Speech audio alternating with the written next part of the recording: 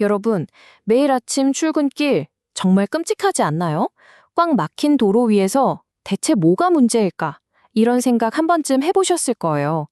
그냥 차가 좀 느리게 가는 거? 아니요? 그게 다가 아닌 것 같죠? 그래서 오늘 바로 그 질문에 대한 답을 한번 찾아보려고 합니다. 최신 모빌리티 빅데이터라는 엄청난 무기를 가지고 말이죠. 이걸로 교통체증의 진짜 얼굴을 파헤쳐보고 이 지긋지긋한 문제를 어떻게 과학적으로 풀 수 있을지 한번 알아보겠습니다. 자, 그럼 오늘 우리가 살펴볼 내용 간단히 짚어볼게요. 먼저 이 교통 문제가 얼마나 심각한지, 그리고 GPS라는 새로운 도구가 어떻게 판을 바꿨는지 볼 거고요. 그 다음엔 혼잡을 제대로 측정하는 5가지 방법, 이걸 합쳐서 점수를 매기는 법, 그리고 마지막으로 그래서 대한민국에서 제일 막히는 곳이 대체 어디인지 지도로 딱 보여드리겠습니다. 먼저 첫 번째, 교통 문제입니다.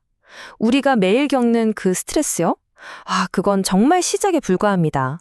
사실 교통 혼잡은요, 한 나라의 경제 발목을 잡는 아주 심각한 문제거든요.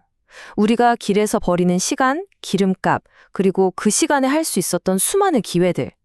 그 손실 정말 어마어마합니다. 그럼 예전엔 이런 문제를 어떻게 알았을까요? 도로에 박혀 있는 센서 같은 걸로 파악했죠. 근데 이게 뭐냐면 강 전체가 어떻게 흐르는지 보려고 강가 한 군데 서서 쳐다보는 거랑 똑같았어요. 돈은 돈대로 엄청 드는데 볼 수 있는 건 딱 그 지점뿐이니까 전국적인 상황을 파악한다는 건 거의 불가능했죠. 바로 이 지점에서 판을 완전히 뒤집는 게임 체인저가 등장합니다. 바로 여러분 차에 다 있는 내비게이션, 그리고 스마트폰 GPS에서 쏟아져 나오는 모빌리티 빅데이터입니다. 와, 이 데이터 덕분에 우리는 드디어 전국 도로가 어떻게 돌아가는지를 손바닥 보듯 들여다볼 수 있게 된 거죠. 자, 한번 비교해 보세요. 이 차이가 정말 극명합니다. 왼쪽, 옛날 방식인 고정 센서는 그야말로 점이었어요. 제한된 정보만 줬죠. 하지만 오른쪽의 빅데이터는 선과 면입니다. 훨씬 싼 값에 전국 모든 도로를 그것도 실시간으로 살아 움직이는 것처럼 보여주니까요. 이건 그냥 좀 좋아진 수준이 아니라 아예 교통 분석의 차원을 바꿔버린 겁니다. 엄청난 도약이죠. 좋아요. 이제 우리 손에 어마어마한 데이터가 들어왔습니다. 그럼 이걸로 뭘 할 수 있을까요? 저기 막히네. 이 정도로는 부족하잖아요.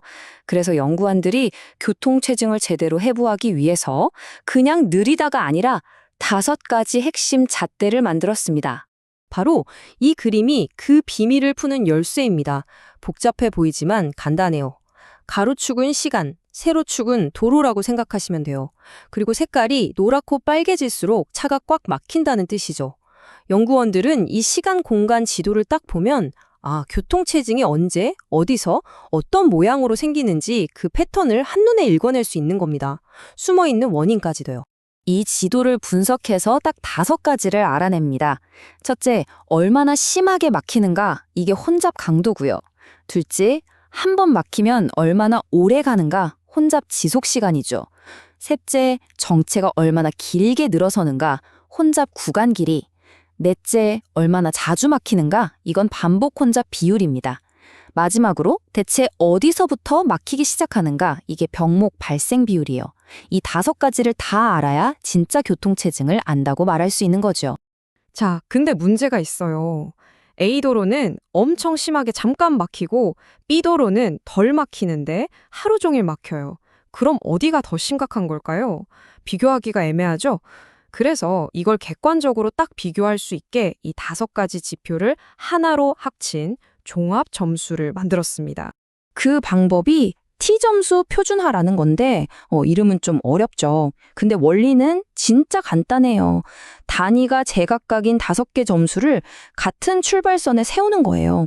우리가 해외여행 갈 때 원화, 엔화, 유로 다 달러로 바꿔서 비교하는 거랑 똑같다고 보시면 됩니다. 그래야 뭐가 더 비싼지, 뭐가 더 심각한지 공정하게 비교할 수 있잖아요. 근데 이 5가지 무게가 다 똑같을까요? 그래서 교통 전문가 15명한테 직접 물어봤습니다. 뭐가 제일 사람을 힘들게 합니까? 그랬더니 압도적인 1위가 뭔지 아세요? 바로 혼잡 지속 시간이었어요. 얼마나 오래 막히느냐. 이게 무슨 뜻이냐면요. 사람들이 잠깐 확 막히는 것보다 지긋지긋하게 오랫동안 갇혀있는 걸 최악으로 생각한다는 거죠. 정말 흥미로운 결과 아닌가요? 자, 이제 모든 재료가 준비됐습니다.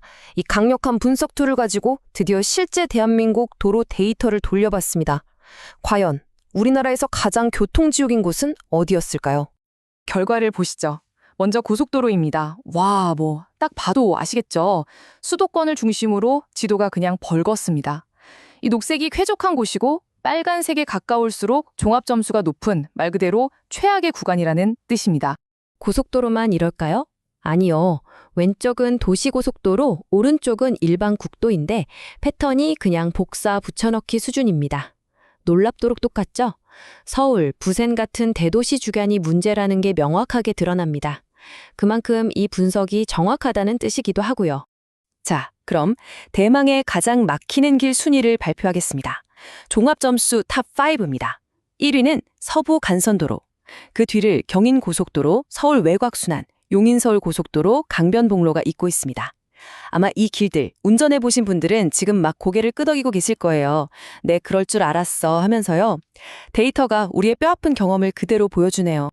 그럼 이 분석이 대체 왜 중요할까요? 그냥 여기가 제일 막혀요 하고 끝나는 게 아니거든요. 핵심은 이겁니다. 이제 거기가 좀 막히는 것 같더라 하는 감이나 목소리 큰 동네 민원만으로 결정하는 시대는 끝났다는 겁니다.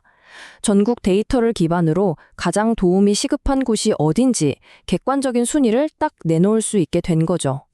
한정된 세금을 어디에 가장 먼저 써야 할지 진짜 과학적인 결정을 할 수 있게 된 겁니다. 자, 이렇게 우리는 문제를 정확히 진단하고 줄을 세울 수 있는 아주 강력한 도구를 손에 넣었습니다. 하지만 이게 끝이 아니겠죠. 진짜 어려운 질문은 이제부터 시작입니다. 이 순위표를 보고 우리는 어디부터 손을 대야 할까요? 가장 막히는 1등 도로에 모든 걸 쏟아부어야 할까요? 아니면 10등이지만 더 많은 사람들이 고통받는 곳을 먼저 해야 할까요? 효율과 형평성 사이에서 여러분이라면 어떤 선택을 하시겠습니까?